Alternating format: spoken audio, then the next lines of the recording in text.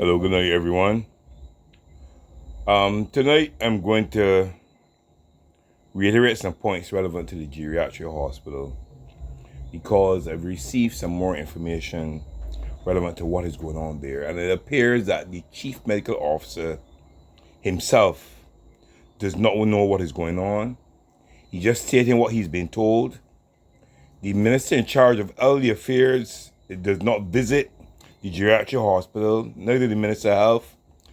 Well, of course, the Prime Minister isn't visiting either, and it appears as if nobody cares for these elderly people or the staff who are being subjected to what is going on there. And this needs to be highlighted. It is of utmost priority. It is important to us, the citizens, too, because it can affect us on our health as well with what is going on there and the nurses having to come and interact with the public.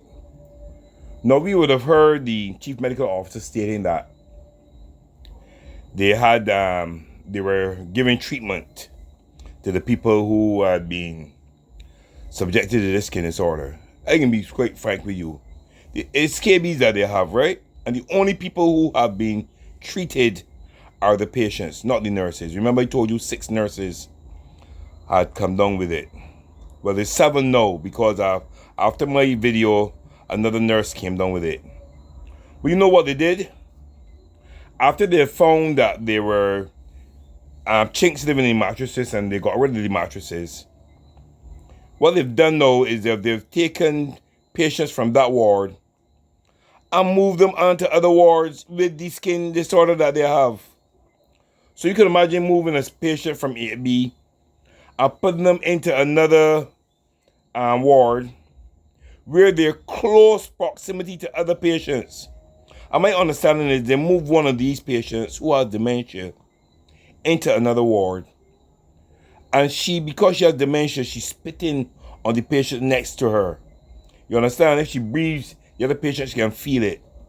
And this is what other people are being subjected to.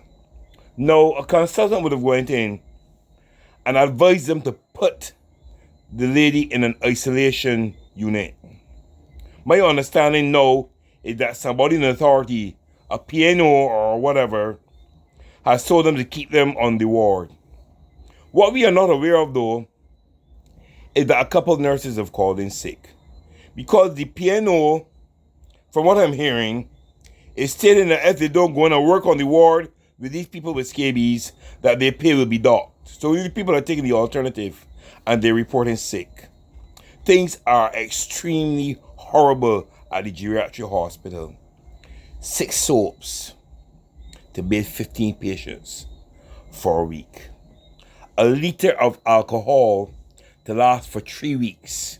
Sometimes the water is off, so they've got to use the alcohol to clean and sanitize things. There's a liquid that is used to carbonize beds. Alright? And they have not had that in stock for months. So what they're doing, they're mixing a little bleach, a cheap bleach and water and clean the beds. The beds do not have sheets. The patients do not have towels. So then it's got to dry the skin in pillowcases. And this is what I'm telling you is fact, not fiction. You understand me? This is what is going on there. Listen, this place is in an uproar. And unless something is done, all hell is going to break loose. There's mildew and mold. Wards are leaking. Listen, and I spoke to you about pilfering. Well, let me tell you something. I want people who donate things to the Geriatric Hospital to follow up on their donations and make sure that their donations get where they're supposed to go. If you send a kettle, make sure you go in and return and make sure that kettle is where it's supposed to go. If you send a microwave, make sure you go, because people are saying that they will see the microwave someplace and people will say, oh, it's for a ward, and it never gets to the ward. When they check back, the microwave gone. You understand? It means that maids now have to bring in, I understand maids bringing in their own disinfectant to help clean with. I understand kitchen staff have to bring in their own seasoning to make the people food palatable. You understand? Things are horrible at the Geriatric Hospital. I'm calling out to the Prime Minister. I'm calling out to Kurt Humphrey. I'm calling out to Jerome Walker. I'm calling out to Chief Medical Officer Kenneth George. I'm calling to the Chief Nursing Officer there. I'm calling to the Principal Nursing Officer there. I'm asking all of you. I'm calling because if I get in the names, I can call them.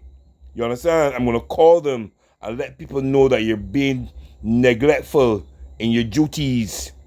These people work very hard in Barbados and they should not be neglected.